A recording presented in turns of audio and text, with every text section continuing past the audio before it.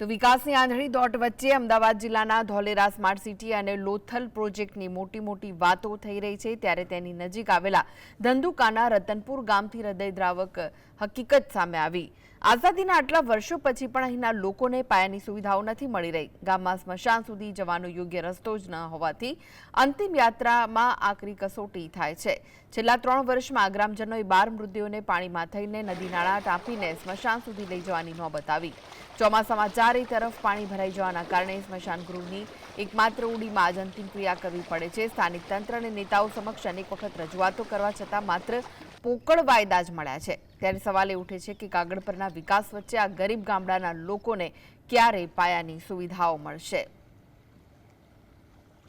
છેલ્લા 3 વર્ષથી લગભગ 12 સભે મેં બાળેલા છે અને એ આરી ચાલુ ચોમાસામાં ટ્રેક્ટરમાં બધું ભરીને જવાનું, કિચડમાં 8-10 જણાને નનામી ઉઠાવવાની અને એ લઈને અમારે ત્યાં કણ અત્યારે જે લાકડા ભરવાની ઓળી છે એની ઓછરી પાડી અને એમાં અગ્નિ સંસ્કાર કરેલો।